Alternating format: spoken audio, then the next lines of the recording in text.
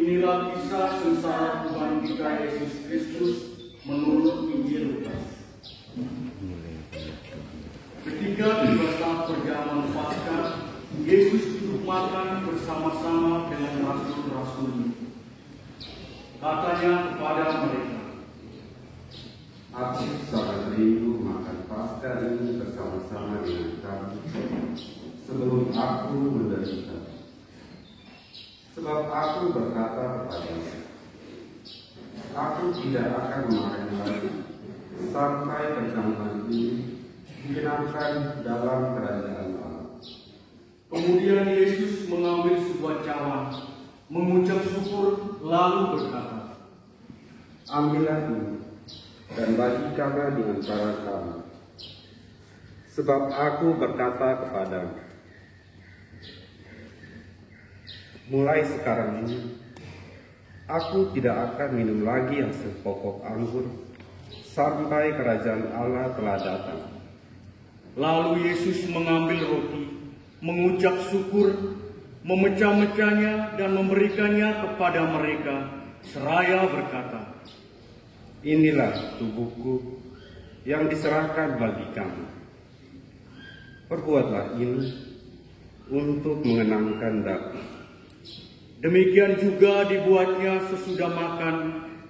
Ia berkata, "Cawan ini adalah perjanjian baru oleh darah yang ditumpahkan bagi kamu. Tetapi lihat, tangan orang yang menyerahkan aku ada bersama aku di meja ini. Sebab Anak Manusia memang akan pergi seperti yang telah ditetapkan. Akan tetapi celakalah orang yang olehnya ia diserahkan." Lalu mulailah mereka mempersoalkan siapa di antara mereka yang akan berbuat demikian. Lalu terjadilah juga pertengkaran di antara murid-murid Yesus tentang siapa yang dapat dianggap terbesar di antara mereka. Yesus berkata kepada mereka, "Raja-raja para bangsa memerintah rakyatnya, dan orang-orang yang menjalankan kuasa atas mereka disebut pelindung. Tetapi janganlah demikian di antara kamu. Yang terbesar di antara kamu hendaklah menjadi sebagai yang paling muda, dan yang pemimpin menjadi pelayan. Sebab siapakah yang lebih besar, yang duduk makan atau yang melayani? Bukankah dia yang duduk makan? Tetapi aku ada di tengah-tengah kamu sebagai pelayan. Kamulah yang tetap tinggal bersama-sama aku dalam segala pencobaan yang aku alami. Maka aku menentukan hak-hak kerajaan bagi kamu, sama seperti Bapakku menentukannya bagiku. Kamu akan makan dan minum semeja dengan aku di dalam kerajaanku, dan kamu akan duduk di atas tahta untuk menghakimi kedua belas suku Israel." Kemudian Yesus berkata kepada Petrus, "Simon, Simon, lihat, iblis telah menuntut untuk menampi kamu seperti gandum. Tetapi aku telah berdoa untuk engkau, supaya imanmu jangan gundah. Dan jikalau engkau sudah insaf, kuatkanlah saudara-saudaramu." Jawab Petrus, "Tuhan, aku bersedia masuk penjara dan mati bersama-sama dengan Engkau." Tetapi Yesus berkata, "Aku berkata kepadamu, Petrus, hari ini ayam tidak akan berkokok sebelum engkau 3 kali menyangkal aku." Lalu Yesus berkata kepada semua rasul, "Ketika aku mengutus kamu dengan tidak membawa pundi-pundi, bekal, dan kasih, adakah kamu kekurangan apa-apa?" Jawab mereka, "Suatu pun tidak." Katanya kepada mereka, Tetapi sekarang ini, siapa yang mempunyai pundi-pundi, hendaklah ia membawanya. Demikian juga yang mempunyai bekal, Dan siapa yang tidak mempunyainya, hendaklah ia menjual jubahnya dan membeli pedang. Sebab aku berkata kepada kamu, bahwa nas kitab suci ini harus digenapi padaku.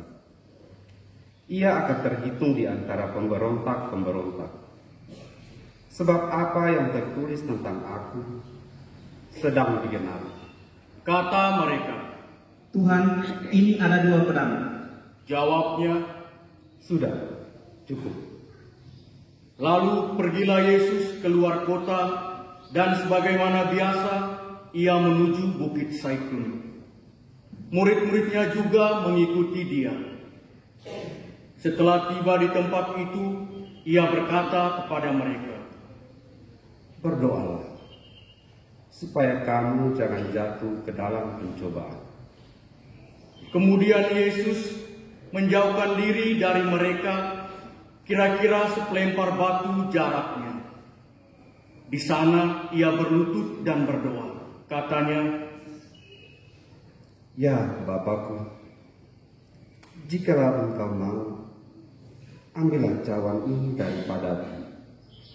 Tetapi bukanlah kehendakku, melainkan kehendak-Mu lah yang hendaknya terjadi. maka seorang malaikat dari langit menampakkan diri untuk memberi kekuatan kepadanya. Yesus sangat ketakutan dan makin bersungguh-sungguh berdoa. Peluhnya menjadi seperti titik-titik darah yang bertetesan di tanah. Lalu ia bangkit dari doanya dan kembali kepada murid-muridnya. Tetapi ia mendapati mereka sedang tidur karena duka cita. Katanya kepada mereka, Mengapa kamu tidur? Bangunlah dan berdoalah, supaya kamu jangan jatuh ke dalam pencobaan. Waktu Yesus masih berbicara, datanglah serombongan orang, sedang muridnya yang bernama Yudas mendekati dia untuk menciumnya. Maka kata Yesus kepadanya, Hai Yudas, engkau menyerahkan anak manusia dengan ciuman? ketika mereka yang bersama dengan Yesus melihat apa yang akan terjadi, berkatalah mereka, Tuhan, mestikah kami menyerang mereka dengan pedang? dan seorang dari mereka menyerang hamba Imam Agung, sehingga putuslah telinga kanannya. Tetapi Yesus berkata, Sudahlah. Lalu Yesus menjamah telinga orang itu dan menyembuhkannya.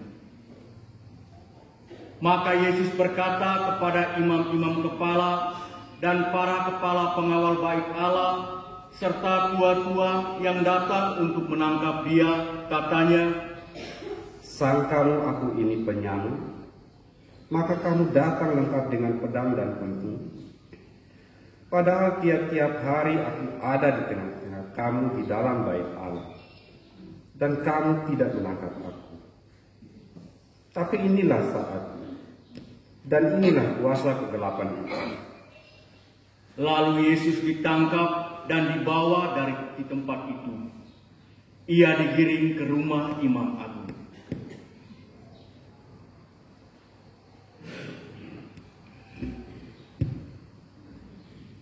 Dan Petrus mengikuti dari jauh. Di tengah-tengah halaman rumah itu, orang memasang api, dan mereka duduk mengelilinginya. Petrus juga duduk di tengah-tengah mereka. Seorang hamba perempuan melihat dia duduk dekat api. Ia mengamat-amati Petrus, lalu berkata, Orang ini juga bersama-sama dengan Yesus. tetapi Petrus menyangkal. Katanya, Bukan, aku tidak mengenal dia. tidak berapa lama kemudian, seorang lain melihat dia, lalu berkata, Engkau juga seorang dari mereka. tetapi Petrus berkata, Bukan, aku bukan seorang dari mereka. dan kira-kira sejam kemudian, Seorang lain lagi berkata dengan tegas, Sungguh, orang ini juga bersama-sama dengan Yesus, sebab ia juga orang Galilea. tetapi Petrus berkata, Bukan, aku tidak tahu apa yang engkau katakan. Seketika itu juga, sementara Petrus berkata, berkokoklah ayam. Lalu berpalinglah Tuhan memandang Petrus. Maka teringatlah Petrus bahwa Tuhan telah berkata kepadanya, sebelum ayam berkokok pada hari ini, engkau telah 3 kali menyangkal aku. Lalu Petrus pergi keluar dan menangis dengan sedih. Sementara itu, Yesus diolok-olok dan dipukuli oleh orang-orang yang menahannya. Mereka menutupi muka Yesus dan bertanya, Coba katakan, siapa yang memukul engkau? dan banyak lagi hujat yang mereka ucapkan kepadanya. Setelah hari siang, berkumpulah sidang para tua-tua bangsa Yahudi, imam-imam kepala, dan ahli-ahli Taurat. Lalu mereka menghadapkan Yesus ke mahkamah agama mereka. Katanya, Jikalau engkau adalah Mesias, katakanlah kepada kami. jawab Yesus, Sekalipun aku mengatakannya kepadamu, kamu toh tidak percaya. Dan sekalipun aku bertanya sesuatu kepadamu, kamu toh tidak akan menjawab. Mulai sekarang, Anak Manusia sudah duduk di sebelah kanan Allah yang Maha Kuasa. kata mereka semua.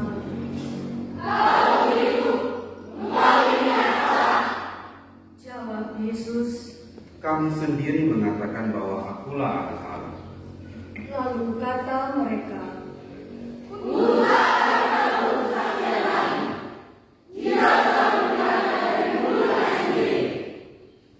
lalu bangkitlah seluruh sidang itu, dan Yesus dibawa menghadap Pilatus. Di situ mereka mulai menuduh dia, katanya,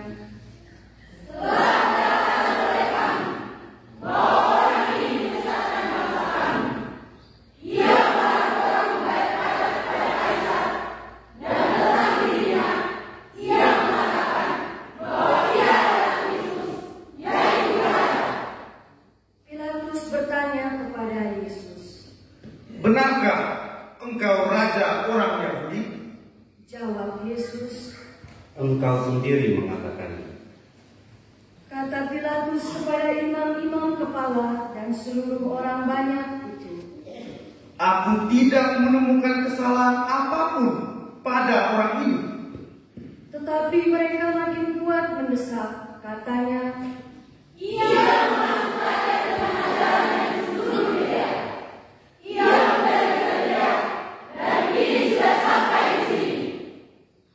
ketika Pilatus mendengar itu, ia bertanya, apakah Yesus itu seorang Galilea?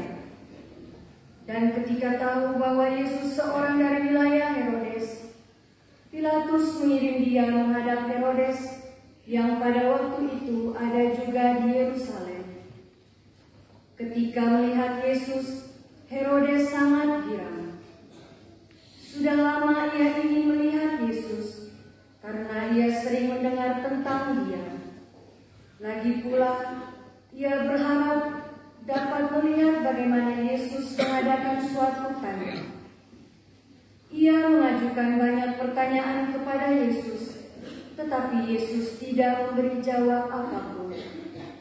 Sementara itu, imam-imam kepala dan ahli-ahli Taurat maju ke depan dan melontarkan tuduhan-tuduhan yang berat kepada Yesus.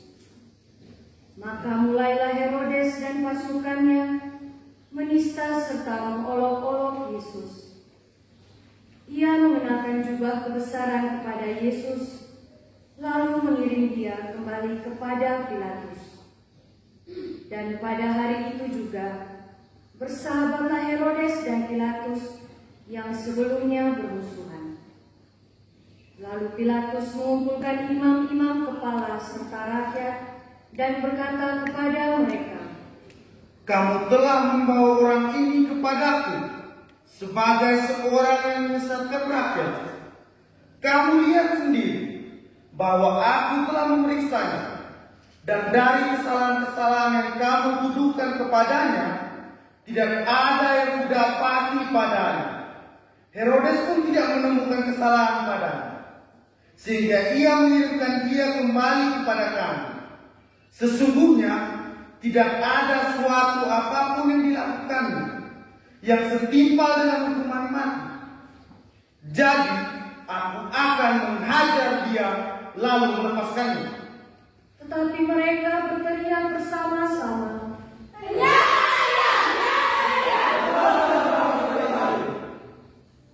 Barabas ini dimasukkan ke dalam penjara berhubung dengan suatu pemberontakan yang telah terjadi di dalam kota dan karena pembunuhan.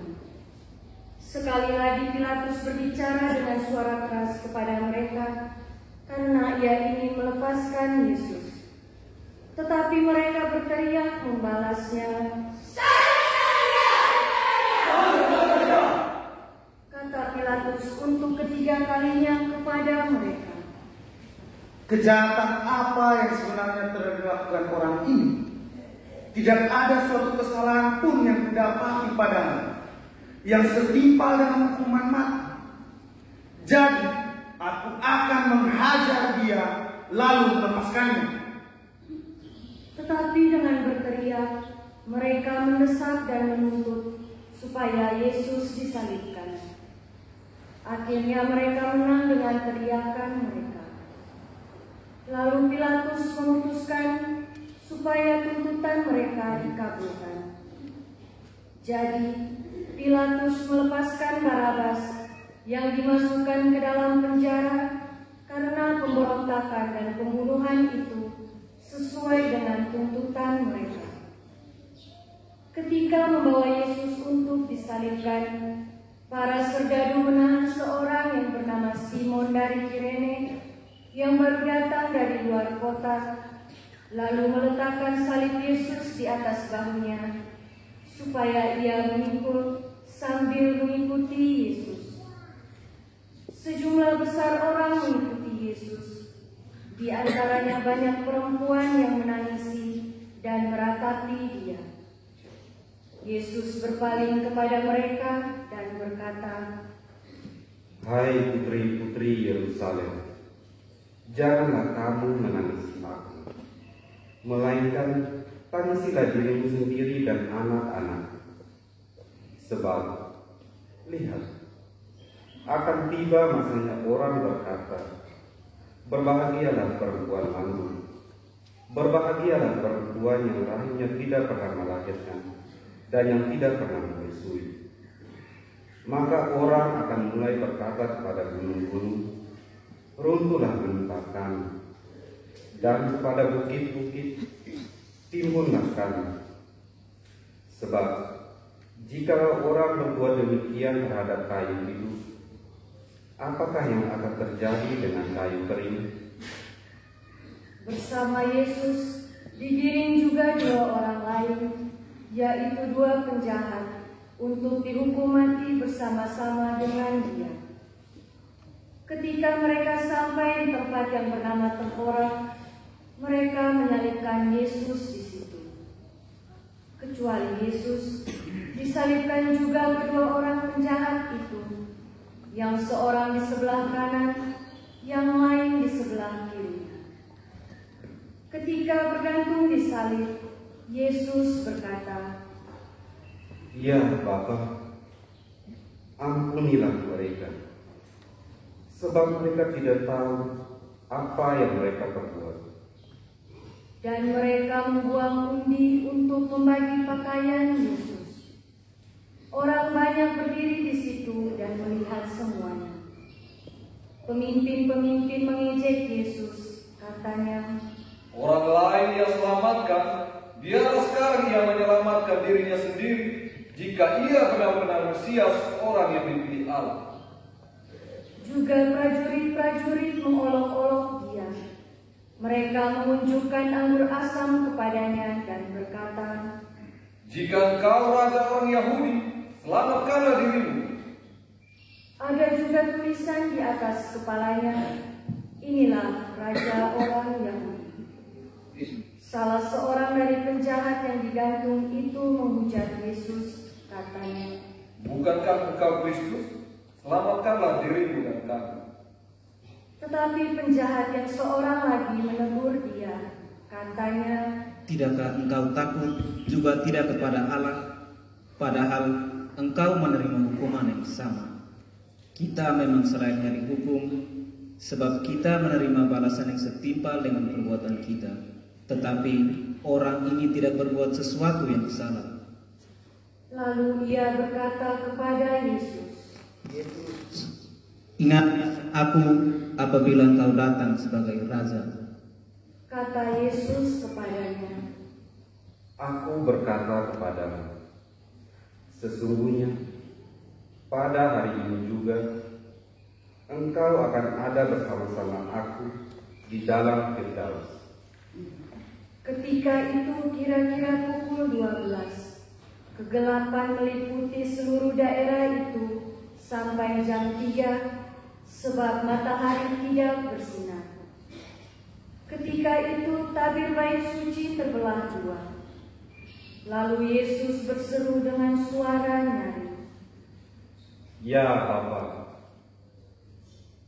ke dalam tanganmu kuserahkan nyawaku.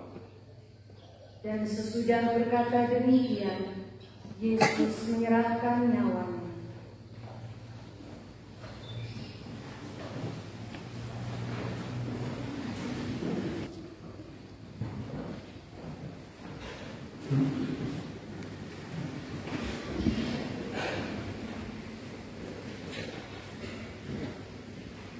Ketika kepala pasukan melihat apa yang terjadi, ia memuliakan Allah, katanya, "Sungguh, orang ini adalah orang besar." Di situ berkerumun pula orang banyak yang datang untuk menyaksikan seluruh peristiwa itu. Sesudah melihat apa yang terjadi itu, pulanglah mereka sambil memukul-mukul diri. Semua orang yang mengenal Yesus dari dekat, termasuk perempuan-perempuan yang mengikuti dia dari Galilea, berdiri jauh-jauh dan melihat semua itu. Waktu itu ada seorang yang bernama Yusuf.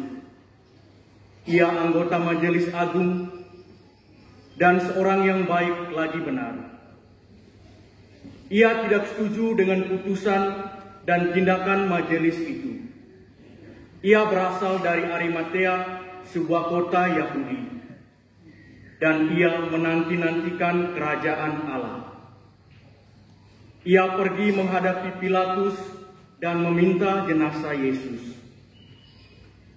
Dan sesudah menurunkan jenazah itu, ia mengafaninya dengan kain lenan, lalu membaringkannya di dalam kubur yang digali di dalam bukit batu, di mana belum pernah dibaringkan satu jenazah pun.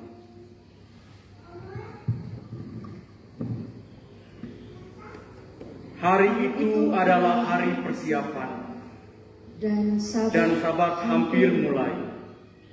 Perempuan-perempuan yang datang bersama Yesus dari Galilea ikut serta dan melihat kubur itu. Juga mereka melihat bagaimana jenazah Yesus dibaringkan.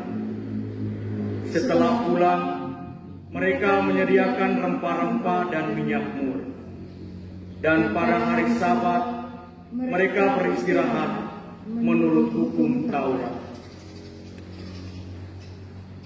Demikianlah sabda Tuhan.